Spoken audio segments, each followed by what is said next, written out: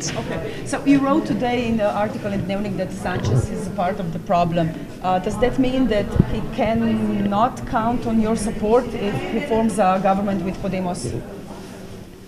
Well, that depends on him.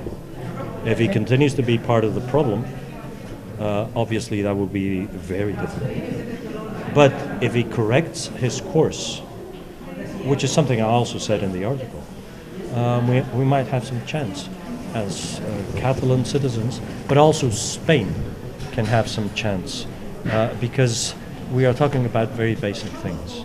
We're talking about keeping a peaceful atmosphere, which is the case right now, but we have to work on that. We must make an effort, and also working on democracy. Otherwise, the standards of democracy, human rights in Spain and in Europe, because if those standards are eroded or decrease in Spain, that will affect European standards as well, and we must be very aware of that.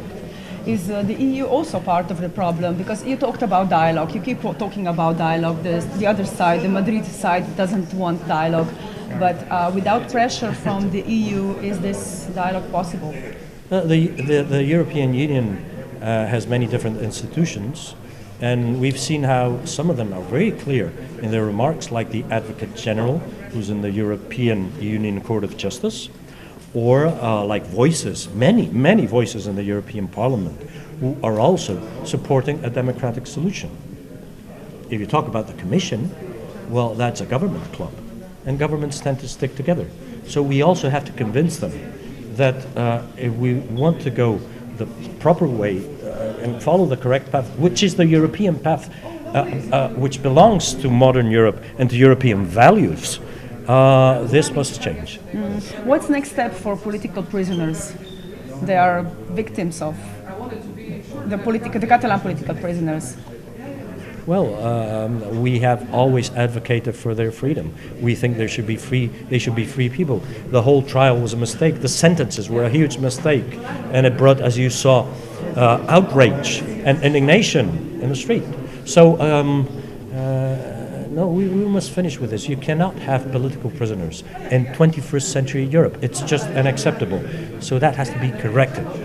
And if it can be corrected today, let's not wait until tomorrow. Just one more question. Okay. I've lost counting about political trials of Catalan President Quim Torra. What about? I mean, you have a lot of political trials in Catalonia against Catalan politicians. So how do you comment that? Well, we go to court. We defend our cause, which is a just and which is a fair cause, and we try and win these trials.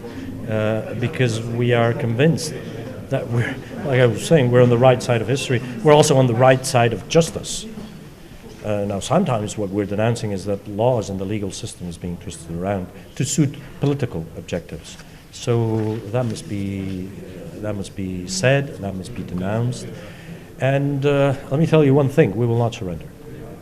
And we will not surrender because we're not fighting for our particular whims or desires. We're fighting for very fundamental values. We cannot surrender on democracy, we cannot surrender on dialogue, we cannot surrender on human rights or on peace. We will not surrender on this. Thank you. Thank you. You're welcome.